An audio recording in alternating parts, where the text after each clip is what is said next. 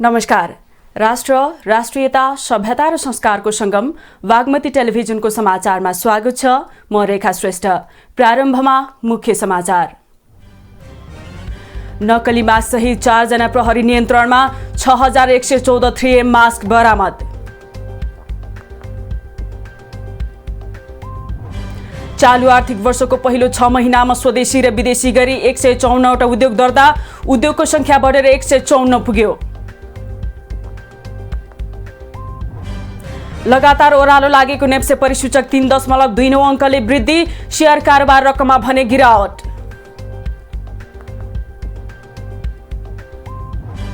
भारतमा पछिल्लो समय 3 लाखभन्दा बढी कोरोना संक्रमण मुक्त, अझै 22 लाख बढी सक्रिय संक्रमित।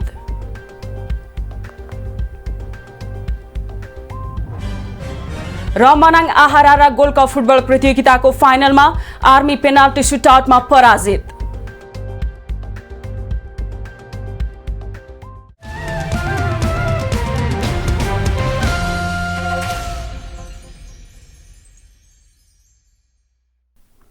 सुरु गरौं नक्कली मास्कका कारोबारी पक्राउ सम्बन्धी समाचारबाट। महानगरीय प्रहरी परिसरले नक्कली मास्क सहित 4 जनालाई नियन्त्रणमा लिएको छ। महानगरीय प्रहरी परिसर काठमाडौँबाट खटिएको विशेष प्रहरी टोलीले बिहीबार त्रिपुरेश्वर स्थित महालक्ष्मी ईशान इन्टरप्राइजेस प्राली र सोही स्थानमा रहेको इल्भकत सप्लायर्समा चेक जाँच गर्ने क्रममा 6114 3M मास्क बरामद गरिएको हो। पक्राउ पर्नेमा महालक्ष्मी ईशान इन्टरप्राइजेसको सञ्चालक बुद्धि बहादुर कार्की रहेका छन्। त्यस्तै भारत राजस्थान घर भएका यश अग्रवाल, यान्स लावटी र इल्भकत सप्लायर्सका म्यानेजर मुक्ति प्रसाद पोखरेललाई पनि प्रहरीले नियन्त्रणमा लिएको छ। अमेरिकन ब्रान्ड 3M मास्क र 3M हेल्थ केयर US सहित उनीहरूलाई प्रहरीले नियन्त्रणमा लिएको हो। थप अनुसन्धानको लागि महानगरीय प्रहरी वृत्त सिंहदरबारबाट वाणिज्य आपूर्ति तथा उपभोक्ता संरक्षण विभाग बबरमहल पठाइएको छ।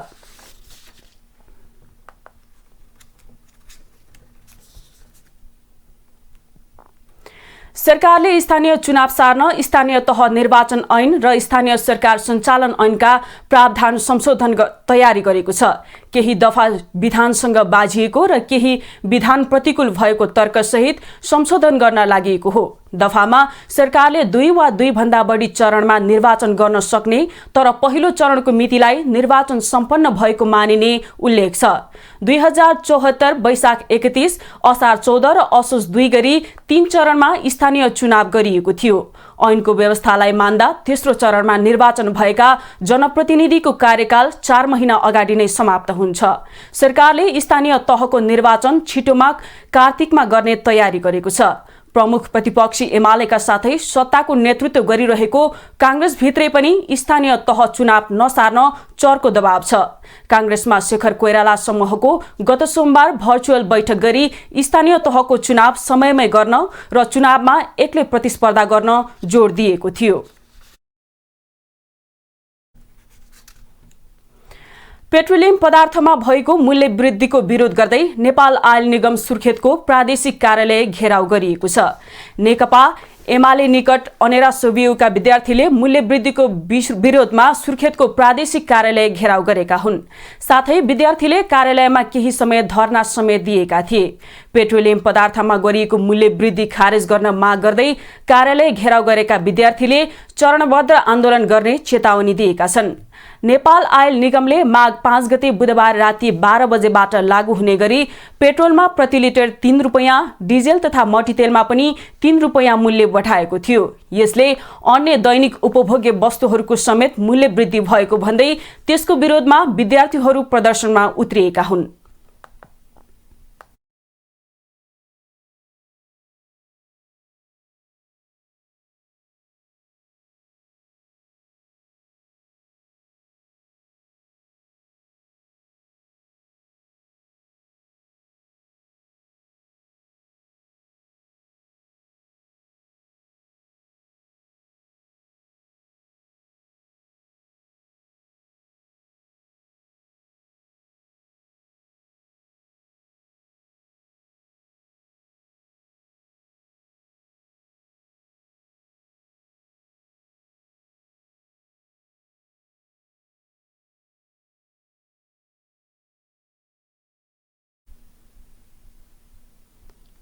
समाचारमा एकैछिन विश्राम।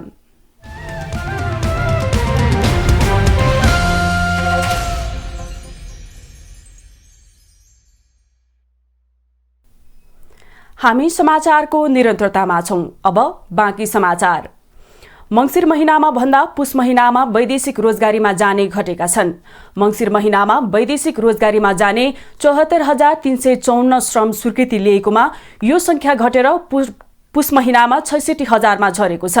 वैदेशिक रोजगार विभागका अनुसार विभिन्न म्यान पावर एजेन्सी मार्फत व्यक्तिगत रूपमा वैधानिकीकरण र पुनः श्रम स्वीकृति गरी पुस महिनामा श्रम लिनेको संख्या 66,625 रहेको छ। श्रम लिनेमा 62,273 जना पुरुष र 4,352 जना महिला रहेका छन्। सबैभन्दा धेरै अध्यक्ष श्रमिकले श्रम स्वीकृति लिएका छन्। श्रम स्वीकृति लिनेमा 34,000 जना अध्यक्ष श्रमिक रहेका छन् भने 25,591 जना दक्ष श्रमिक रहेका छन्। यस्तै अर्धदक्ष 6,909 जनाले, उच्च सिप भएका 16 जनाले र व्यावसायिक श्रम स्वीकृति 109 जनाले लिएका छन्। मंसिर महिनामा पुनः श्रम स्वीकृति समेत गरी 74,354 जनाले वैदेशिक रोजगारीमा जानेको लागि अन्तिम श्रम स्वीकृति लिएका थिए।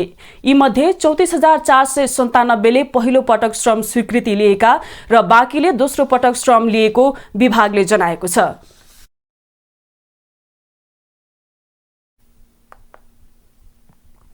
सरकारले भिजिट भिजा उपलब्ध गराउने मापदण्ड बनाउन समिति गठन गरेको छ। गृह मन्त्रालयका सहसचिव फणीन्द्रमणि पोखरेलको संयोजकत्वमा गठन भएको समितिले 15 दिनमा अध्ययन प्रतिवेदन बुझाउनु पर्नेछ। पछिल्लो समय भिजिट भिजा प्रयोग गरी दुबई लगायत मुलुकमा पुगेर अलपत्र पर्नेको संख्या बढेसँगै भिजिट भिजाको मापदण्ड बनाउन लागिएको हो। वास्तविक स्थितिको विश्लेषण र त्यसबाट सृजित समस्याका विषयमा अध्ययन गरी कार्यान्वयनको ठोस योजना पेश गर्न गठित समितिलाई मापदण्ड बनाउने जिम्मा दिएको छ। समितिलाई भिजिट भिजा उपलब्ध गराउन चाहिने मापदण्ड बनाउने सहित त्रिभुवन अन्तर्राष्ट्रिय विमानस्थलमा आवागमन सहजीकरण, अध्यागमन प्रणालीमा सुधार, अन्तर्राष्ट्रिय उडान तालिकामा सुधार, ट्रान्जिट यात्रुको व्यवस्थापन, श्रमिक विदेशमा रहँदा भोगेका समस्या समाधान लगायत विषयमा सुझाव सहितको प्रतिवेदन पेश गर्न क्षेत्राधिकार तोकिएको गृह मन्त्रालयले जनाएको छ।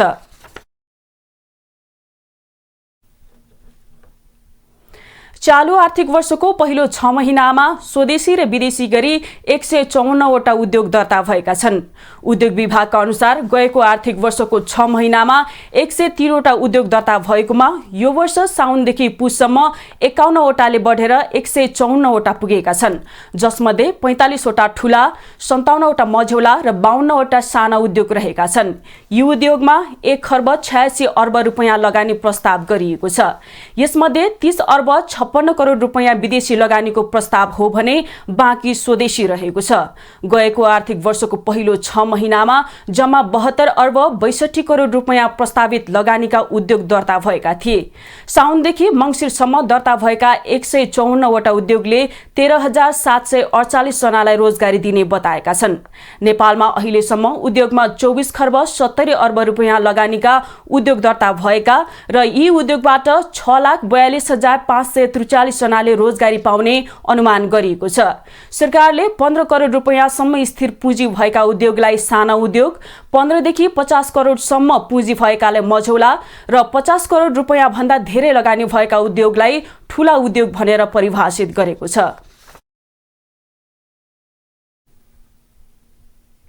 समाचारमा एकैछिन विश्राम।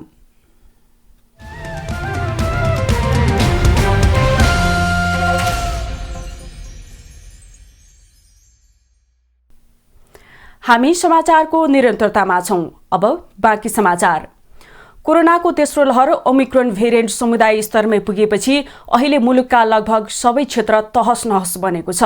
संक्रमण नियन्त्रणमा आउन अझै केही साता लाग्ने विज्ञहरूले चेतावनी दिइरहेका छन्। बढ्दो जोखिम कम गर्न सरकारले स्थानीय प्रशासन मार्फत जोखिम हेरेर स्मार्ट लकडाउन लागू गरिसकेको छ। तर संघीय राजधानी काठमाडौँको अधिकांश नागरिकको घर भान्सामा पुग्ने तरकारी र फलफूल कारोबार हुने कालीमाटीको तरकारी बजार पुग्दा लाग्छ शहरमा कोरोना नै फैलेको छैन। एक रिपोर्ट। कोरोनाको तेस्रो लहर ओमिक्रोन दिन प्रतिदिन फैलिँदै जाँदा सरकारले स्मार्ट लकडाउन गरेको छ।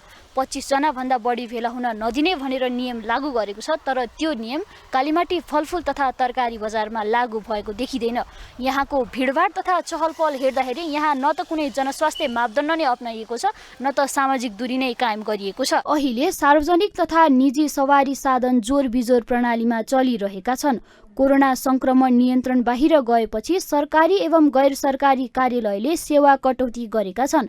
सार्वजनिक स्थानमा जाँदा खोप कार्ड अनिवार्य गरिएको छ भने 25 जना भन्दा बढी भेला हुने कार्यक्रम सबै प्रशासन नियन्त्रित छन्। तर हेर्नुहोस् त, संघीय राजधानी काठमाडौँका अधिकांश नागरिकको घर भान्सामा पुग्ने फलफुल र तरकारी कारोबार हुने यो बजारको अवस्था। तर त हुन्छ, किनकि फ्यामिली छ नि त। फ्यामिली भएपछि अब आफूले यहाँ व्यापार गरे नि फ्यामिलीलाई बाहिर नल्याम भन्दा नि आफू भएर गयो भने प्रब्लम त्यो हुन्छ एउटा। यो कालीमाटी स्थित फलफुल तथा तरकारी बजारको टिठलाग्दो दृश्य। दैनिक औसत 800 मेट्रिक टन तरकारी तथा फलफुल कारोबार हुने यो बजारमा 452 वटा थोक, 65 वटा खुद्रा र 27 वटा माछा पसल छन्। स्थानीय बजार भन्दा यहाँ तरकारी र फलफुलको मूल्य सुलभ हुने भएकाले हरेक दिन सयौं उपभोक्ता यो बजारमा पुग्छन्।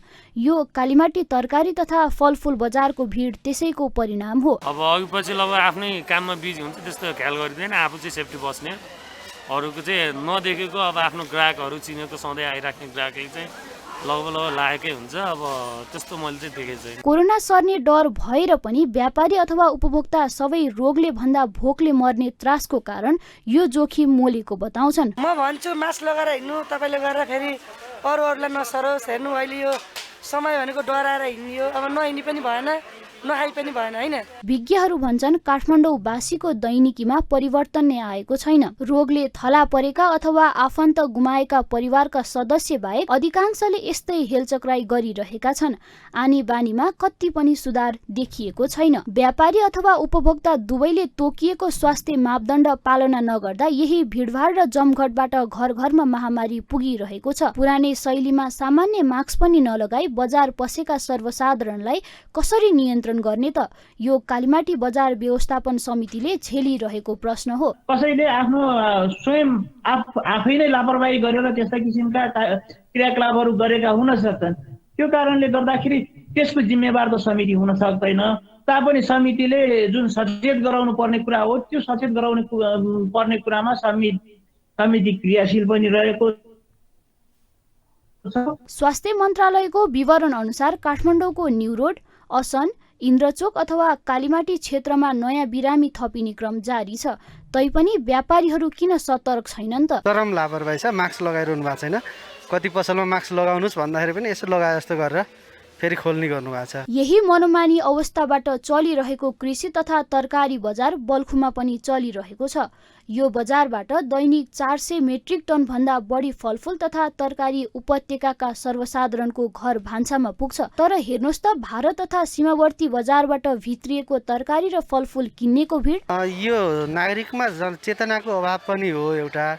अर्को यसमा रोग संक्रामक रोग नियन्त्रण ऐन अन्तर्गत प्रशासनले अलिक कडाइका साथ कारबाही गर्न सुरु गर्ने हो भने मात्रै नियन्त्रण यो लापरवाही कम होला जस्तो देखिन्छ। कोरोना भाइरसको संक्रमणलाई भ्रम ठान्ने जमातकै कारण काठमाडौँ उपत्यका रोगको भुङ्ग्रोमा परिरहेको छ। अस्पतालहरू बिरामीले भरिएका छन्, घर घरमा बिरामी थुनिएका छन्। तैपनि किन नागरिकको चेत खुलेको छैन? अहिले यो प्रत्येक व्यक्तिले आफैसँग सोध्नुपर्ने प्रश्न हो। कोरोनाको त्रास यसरी दिन प्रतिदिन फैलिँदै जाँदा पनि कालीमाटी बजार समिति भने यस विषयमा गैर जिम्मेवार देखिन्छ। न यहाँका व्यापारी र उपभोक्ताहरूले नै सामाजिक दूरी कायम गरेको देखिन्छ। यस विषयमा सरकारी निकायको साथसाथै समितिको पनि ध्यान आकर्षण होस्। बागमती टेलिभिजनका लागि क्यामेरामा उज्जवल राईका साथ यशोदा भण्डारी, कालीमाटी, काठमाडौँ। काठमाडौँ उपत्यकामा बिहिबार 3143 जना कोरोना संक्रमित थपिएका छन्। स्वास्थ्य तथा जनसङ्ख्या मन्त्रालयले देशभर 8,000 संक्रमित थपिँदा उपत्यकामा 3,143 जना संक्रमित थपिएको जनाएको हो, जसमा काठमाडौँका 2,402 जना, ललितपुरका 521 र भक्तपुरका 220 जना संक्रमित भेटिएको छ। मन्त्रालयको विवरण अनुसार उपत्यकामा 38,859 जना संक्रमित रहेका छन्। मन्त्रालयले देशभर हाल सक्रिय संक्रमितको संख्या 90,576 पुगेको जानकारी दिएको छ। तीमध्ये 88,642 जना होम आइसोलेसनमा छन् भने 1,934 जना संस्थागत आइसोलेसनमा रहेका छन्। 257 जनाको आइसियु र 49 जनाको भेन्टिलेटरमा उपचार भइरहेको मन्त्रालयले जनाएको छ।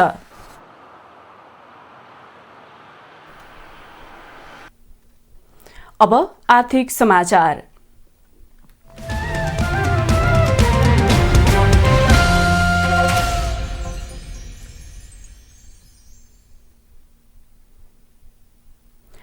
चालू आर्थिक वर्षको दोस्रो त्रैमाससम्म आउँदा 27 वाणिज्य बैंकको आधार दर औसतमा 1.14% बढेको छ। गत आर्थिक वर्षको दोस्रो त्रैमाससम्म औसत 7.23% रहेको आधार दर चालू आर्थिक वर्षको सोही अवधिमा औसत 8.38% पुगेको छ। हाल सञ्चालनमा रहेका 27 वाणिज्य बैंकले चालू आर्थिक वर्षको दोस्रो त्रैमास पुस मसान्तसम्मको अपरिष्कृत वित्तीय विवरण सार्वजनिक गरेका छन्। उक्त विवरण अनुसार बैंकहरूको आधार दर गत आर्थिक वर्षको यसै अवधिको भन्दा बढेको हो। आधार दर प्रत्येक 3 महिनामा संशोधन हुने गर्छ। आधार दर वास्तविक ब्याज दर नभई ब्याज दर निर्धारण गर्ने औजार मात्रै हो। बैंकहरूले ब्याज दर निर्धारण गर्दा आधार दरमा प्रिमियम थपेर कर्जा लगानी गर्ने गर्दछन्। जस्तै कुनै बैंकले 6.5% आधार दर कायम गरेको छ भने त्यस बैंकले त्यो आधार दरमा 5% सम्म प्रिमियम थपेर कर्जा लगानी गर्न पाउँछ। बैंकले कर्जा लगानी गर्दा कर्जाको प्रवृत्ति हेरेर त्यही अनुसार ब्याज दर निर्धारण गर्न सक्ने नेपाल राष्ट्र बैंकले जनाएको छ।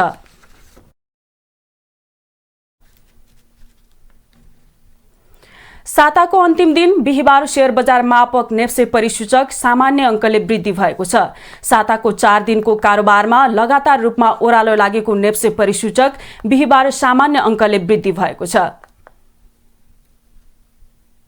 बुधबार 38.42 अङ्कले गिरावट आएको नेप्से बिहिबार भने 3.29 अङ्कले वृद्धि भएर 2769.93 बिन्दुमा पुगेको छ। सेन्सिटिभ इन्डेक्स 0.38 अङ्क, फ्लोट इन्डेक्स 0.05 अङ्कले बढेको छ भने सेन्सिटिभ फ्लोट इन्डेक्स 0.21 अङ्कले घटेको छ। कारोबारमा आएका 224 कम्पनीको 66,57,231 किता शेयर 3,34,34,13,684 रुपैयाँको शेयर कारोबार भएको छ। नेप्से सामान्य अङ्कले बढे पनि शेयर कारोबार रकममा भने गिरावट आएको छ।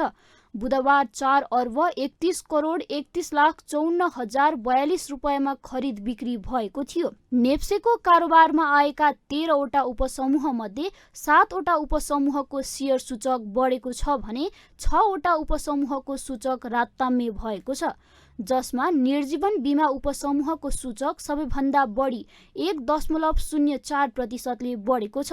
त्यस्तै वित्त उपसमूहको 0.61%, जलविद्युतको 0.16%, लगानीको 0.54%, उत्पादन तथा प्रशोधनको 0.35%, लघु वित्तको 0.10% र अन्यको 0.80% बढेको छ।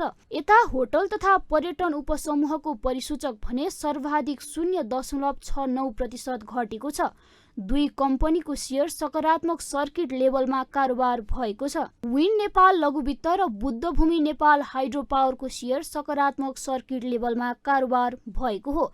त्यस्तै सिइडिभी हाइड्रो पावर, अजोड इन्स्योरेन्स र एनआरएन इन्फ्रास्ट्रक्चरको शेयर मूल्य बढेको छ।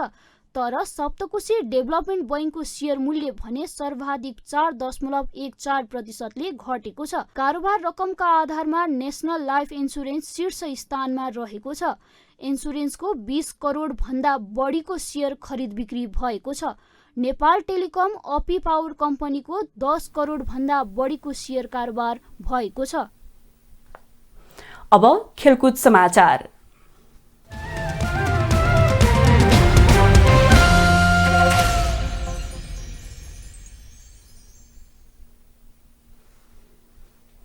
Manang Marsyangdi club आहारारा gold cup football प्रतियोगिताको फाइनलमा प्रवेश गरेको छ। पोखरामा जारी 20औं संस्करणको दोस्रो सेमी फाइनलमा त्रिभुवन आर्मी क्लबलाई पेनाल्टी सुटआउटमा 4-3 गोल अन्तरले हराउँदै मनाङ फाइनल पुगेको हो। पोखरा रंगशालामा भएको आर्मी र मनाङ मर्स्याङ्दी बीचको खेल निर्धारित 90 मिनेट र थप गरिएको अतिरिक्त समय गोलरहित बराबरीमा सकिएपछि खेल पेनाल्टीमा सुटआउट हुन पुग्यो। पेनाल्टी सुटआउटमा भने मनाङले बाजी मार्न पुग्यो। पेनाल्टी अघि दुवै टोलीले पाएको मौका गोलमा परिणत हुन सकेन, जसकारण पहिलो हाफमा मनाङका कप्तान विमल राणा पेनाल्टीमा गोल गर्न चुक्नु भएको थियो। खेलको 90औं मिनेटमा प्राप्त पेनाल्टी अवसरलाई विमलले खेर फाल्नुभयो। आर्मीका डिफेन्डर युद्ध शाहीले पेनाल्टी क्षेत्रमा ह्यान्ड गरेपछि मनाङले पेनाल्टीको अवसर पायो। मनाङले फाइनलमा अब विभागीय टोली नेपाल एपीएफ क्लबसँग प्रतिस्पर्धा गर्नेछ। मच्छिन्द्र फुटबल क्लबलाई 3-1 गोल अन्तरले हराएर एपीएफ उपाधि नजिक पुगिसकेको छ। फाइनल खेल शनिबार हुनेछ। प्रतियोगिताको विजेता टिमले 10,01,000 र उपविजेता टिमले 5,01,000 प्राप्त गर्नेछ। यस वर्ष पनि स्वर्गीय सूर्यबहादुर केसीको स्मृतिमा उत्कृष्ट 5 विधाको पुरस्कार प्रदान गरिनेछ। प्रतियोगितालाई पहिलो संस्करणदेखि नै हिमश्री फुड्स प्रालीको उत्पादन आहारारा तयारी चाउचाउले प्रायोजन गर्दै आइरहेको छ। त्यस्तै सर्वोत्कृष्ट खेलाडीको प्रायोजन अप्रिला स्कुटरले गरेको छ भने सर्वाधिक गोलकर्ताको पुरस्कार हङकङ निवासी अधिवक्ता देव गुरुङले प्रायोजन गर्नुभएको छ। समाचारको अन्त्यमा पुनः मुख्य समाचार। नक्कली मास्क सहित 4 जना प्रहरी नियन्त्रणमा, 6114 3M मास्क बरामद। चालू आर्थिक वर्षको पहिलो 6 महिनामा स्वदेशी र विदेशी गरी 154 वटा उद्योग दर्ता, उद्योगको संख्या बढेर 154 पुग्यो। लगातार ओह्रालो लागेको नेप्से परिसूचक 3.29 अङ्कले वृद्धि, शेयर कारोबार रकममा भने गिरावट। भारतमा पछिल्लो समय 3 लाख भन्दा बढी कोरोना संक्रमण मुक्त, अझै 22 लाख सक्रिय संक्रमित।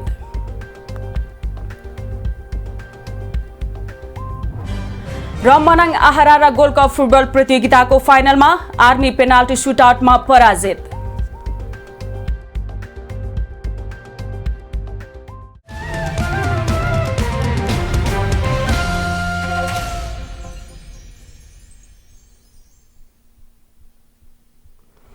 राष्ट्र, राष्ट्रियता, सभ्यता र संस्कार संरक्षणमा समर्पित बागमती टेलिभिजनमा प्रसारण भइरहेको समाचार अहिलेलाई यति नै। हेर्दै रहनुहोला बागमती टेलिभिजन। नमस्कार।